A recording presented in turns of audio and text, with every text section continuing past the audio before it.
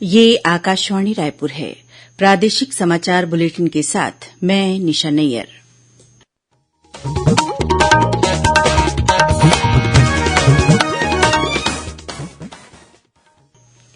अब पेश है आज के मुख्य समाचार।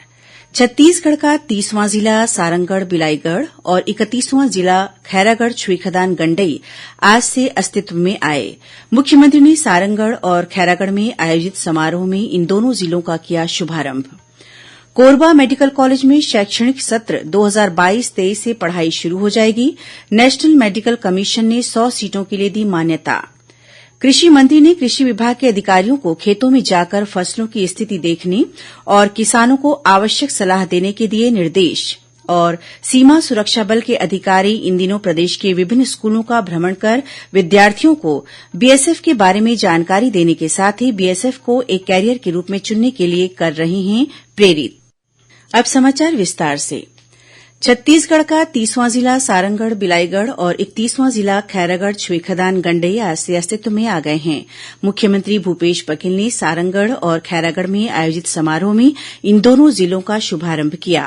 प्रदेश के 30वां जिला सारंगढ़ बिलाईगढ़ के शुभारंभ अवसर पर आयोजित सभा को संबोधित करते हुए मुख्यमंत्री ने कहा कि सारंगढ़ भौगोलिक, राजनीतिक और सांस्कृतिक दृष्टि से महत्वपूर्ण क्षेत्र है। इस मौके पर मुख्यमंत्री ने इस नए जिले में करीब 540 करोड़ रुपए से अधिक की लागत के विभिन्न विकास कार्यों का भूमि पूजन और लोकार्पण किया। इससे पहले सारंगढ़ में मुख्यमंत्री का रोड शो भी हुआ। वहीं मुख्यमंत्री ने खैरागढ़ में आयोजित कार्यक्रम में खैरागढ़ छुईखदान गंडई जिला का शुभारंभ किया। इस दौरान उन्होंने कलेक्टोरेट और पुलिस अधीक्षक कार्यालयों का उद्घाटन किया और लोगों को बधाई दी। इस मौके पर मुख्यमंत्री ने कहा कि राज्य सरकार ने 85 नई तहसीलें और 6 नए जिले बनाए ताकि जनता और प्रशासन के बीच दूरी कम हो सके। उन्होंने कहा कि बस्तर और सरगुजा में भी संगीत कला महाविद्यालय खोले जाएंगे जो इंदिरा कला संगीत विश्वविद्यालय से संबद्ध होंगे। समारोह के दौरान मुख्यमंत्री ने खैरागढ़ में 364 करोड़ रुपए के विभिन्न विकास कार्यों का भूमि पूजन और लोकार्पण किया। साथ ही विभिन्न योजनाओं के तहत हितग्राहियों को लगभग 37 लाख रुपए की सामग्री का वितरण भी किया। मुख्यमंत्री भूपेश बघेल ने इंदिरा कला संगीत विश्वविद्यालय खैरागढ़ में छत्तीसगढ़ की सबसे बड़ी आर्ट गैलरी का उद्घाटन किया।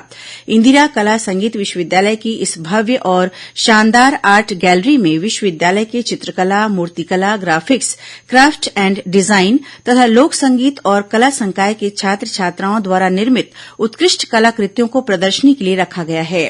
इस आर्ट गैलरी को सरगुजा जिले की विश्व प्रसिद्ध लोकचित्र कलाकार स्वर्गीय सोनाबाई रजवार को समर्पित किया गया है। आर्ट गैलरी का नाम उन्हीं के नाम सोनाबाई रजवार आर्ट गैलरी रखा गया है। कांकेर और महासमुंद के नए मेडिकल कॉलेज को 100 सीटों की मान्यता मिलने के बाद नेशनल मेडिकल कमीशन ने कोरबा के नए मेडिकल कॉलेज को भी शैक्षणिक सत्र 2022-23 में एमबीबीएस की 100 सीटों के लिए मान्यता प्रदान कर दी है। कमीशन द्वारा इस संबंध में कॉलेज के डीन को लेटर ऑफ इंटेंट जारी किया गया है। कोरबा मेडिकल कॉलेज में भी शैक्षणिक सत्र 2022-23 से पढ़ाई शुरू हो जाएगी। राज्य शासन द्वारा कोरबा मेडिकल कॉलेज को उपलब्ध कराए गए संसाधनों और सुविधाओं के मूल्यांकन तथा पर्यवेक्षण के बाद नेशनल मेडिकल कमीशन ने वहां 100 सीटों के लिए मान्यता प्रदान की है। चिकित्सा शिक्षा मंत्री टीएस सिंहदेव ने कोरबा सहित प्रदेश के तीनों नए मेडिकल कॉलेजों को मान्यता मिलने पर कहा कि शासकीय मेडिकल कॉलेजों में एमबीबीएस की 300 सीटें बढ़ने से अब राज्य के ज्यादा युवाओं को डॉक्टर बनने का मौका मिलेगा। इन मेडिकल कॉलेजों से संबद्ध अस्पतालों में लोगों को विशेषज्ञ चिकित्सा सुविधा भी मिल सकेंगी।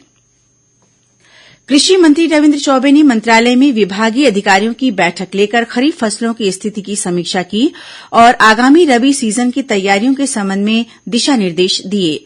बैठक में कृषि मंत्री ने कहा कि अभी खेती किसानी का सीजन अपने चरम पर है। उन्होंने अधिकारियों को क्षेत्र का दौरा कर खेतों में जाने और फसलों की स्थिति को देखकर किसानों को आवश्यक सलाह देने के निर्देश दिए। कृषि मंत्री ने अधिकारियों को तकनीकी प्रशिक्षण नियमित रूप से दिए जाने के भी निर्देश दिए। साथ ही अधिकारियों को खरीफ फसलों की स्थिति पर लगातार निगरानी रखने और किसानों को सामूहिक सलाह देने की हिदायत भी दी गई। प्रधानमंत्री नरेंद्र मोदी ने कल देश के पहले स्वदेशी रूप से निर्मित एयरक्राफ्ट कैरियर आईएनएस विक्रांत को देश को समर्पित किया। इस एयरक्राफ्ट कैरियर के निर्माण में लगने वाले विशेष डीएमआर ग्रेड के स्टील की आधे से अधिक आपूर्ति भिलाई इस्पात संयंत्र ने की है। आईएनएस विक्रांत का निर्माण कोचिन शिपयार्ड में किया गया है। इसमें विशेष डीएमआर ग्रेड के प्लेट्स का उपयोग किया गया है। सेल ने नौसेना की मदद से इसका निर्माण किया और 30,000 टन इस्पात की आपूर्ति की। इसमें सबसे अधिक 17,000 टन का उत्पादन भिलाई इस्पात संयंत्र ने किया है। आईएनएस विक्रांत को देश को समर्पित करने की खुशी बीएसपी प्रबंधन ने भी मनाई और विशेष स्टील प्लेट्स का निर्माण करने वाली इकाई को इसके लिए विशेष तौर पर बधाई दी। इस मौके पर आयोजित समारोह में बीएसपी के निदेशक प्रभारी अनिर्बान दास गुप्ता और कार्यपालक निदेशक वर्क्स अंजनी कुमार उपस्थित थे। इस दौरान आईएनएस विक्रांत के लोकार्पण और निर्माण से जुड़ी लघु फिल्में भी दिखाई गईं। प्रादेशिक समाचार आप आकाशवाणी रायपुर से सुन रहे हैं। छत्तीसगढ़ की खबरों से है आपका वास्ता और खबरों की विश्वसनीयता से है हमारा वास्ता। आकाशवाणी समाचार रायपुर के प्रादेशिक समाचार बुलेटिन के साथ ही हमारे समसामयिक कार्यक्रम आप रेडियो के अलावा अपने मोबाइल पर भी सुन सकते हैं। आकाशवाणी समाचार फेसबुक, ट्विटर और यूट्यूब पर भी उपलब्ध है। हमारा Facebook page Chhattisgarh news on AIR, Twitter handle CGAIR news और हमारा यूट्यूब चैनल है छत्तीसगढ़ AIR न्यूज। तो अब रेडियो के साथ ही आपके मोबाइल के जरिए भी हम पहुंच रहे हैं आप तक। छत्तीसगढ़ की हर खबर के लिए सुनते रहिए आकाशवाणी समाचार। और अब आगे बढ़ते हैं बाकी के समाचारों की ओर। सीमा सुरक्षा बल बीएसएफ कमांड मुख्यालय रायपुर के अतिरिक्त महानिदेशक आशीष गुप्ता और अन्य वरिष्ठ अधिकारियों ने केंद्रीय विद्यालय राखी तथा भारत माता सीनियर सेकेंडरी स्कूल नया रायपुर का भ्रमण किया। इसका उद्देश्य सीमा सुरक्षा बल के इतिहास, बहादुरी, परंपराएं, त्याग, कर्तव्य परायणता के बारे में जानकारी देना है। इस दौरान अधिकारियों ने विद्यार्थियों और शिक्षकों के साथ चर्चा की।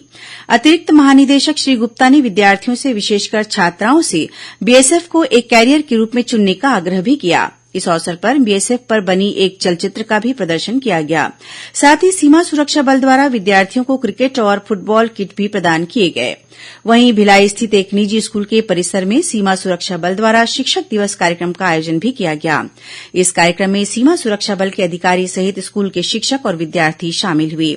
इस मौके पर सीमा सुरक्षा बल पर बने लघु फिल्में भी दिखाई गईं। साथ ही शिक्षकों को स्मृति चिन्ह प्रदान कर उनका सम्मान किया गया। पद्म पुरस्कार 2023 के लिए 15 सितंबर तक नामांकन भरे जा सकते हैं। केंद्रीय गृह मंत्रालय ने कहा है कि पद्म पुरस्कारों के लिए सिफारिशें और नामांकन केवल राष्ट्रीय पुरस्कार पोर्टल पर ऑनलाइन किए जाएंगे।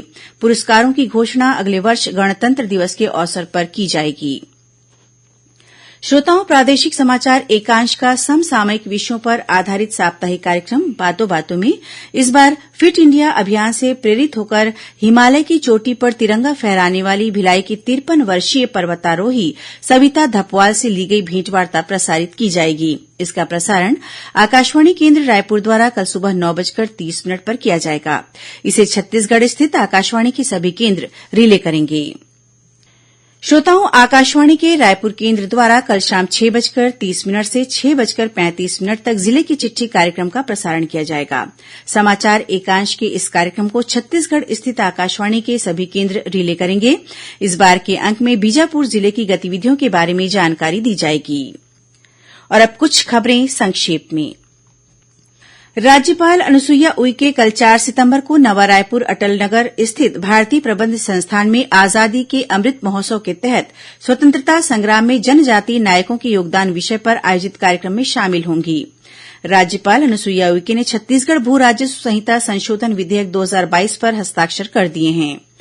दुर्ग जिले में स्थित दाऊ वासुदेव चंद्राकर कामधेनु विश्वविद्यालय के कुलपति डॉक्टर कर्नल एनपी दक्षिणकर ने पेमेंट गेटवे सॉफ्टवेयर लॉन्च किया। इसके माध्यम से विश्वविद्यालय में अध्ययनरत विद्यार्थियों और आवेदकों के लिए ऑनलाइन प्रवेश शुल्क और पंजीयन सुविधा उपलब्ध कराई गई है। राजनांदगांव रेलवे स्टेशन से पुलिस ने 14 ग्राम ब्राउन शुगर के साथ एक आरोपी को गिरफ्तार किया है।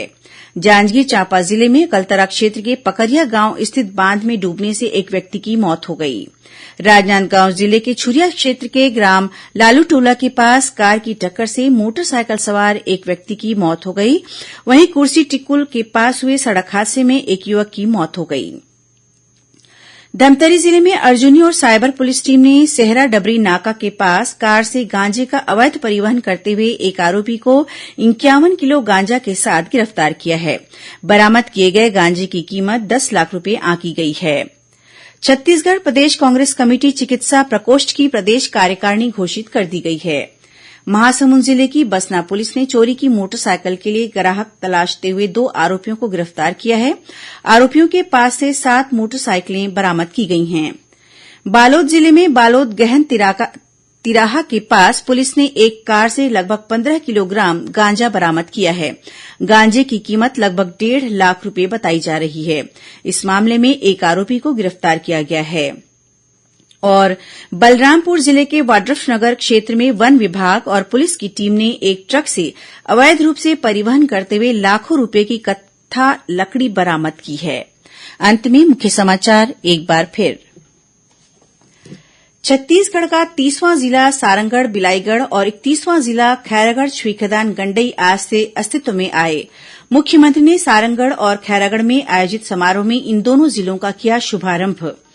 कोरबा मेडिकल कॉलेज में शैक्षणिक सत्र 2022-23 से पढ़ाई शुरू हो जाएगी। नेशनल मेडिकल कमीशन ने 100 सीटों के लिए दी मान्यता। कृषि मंत्री ने कृषि विभाग के अधिकारियों को खेतों में जाकर फसलों की स्थिति देखने और किसानों को आवश्यक सलाह देने के दिए निर्देश।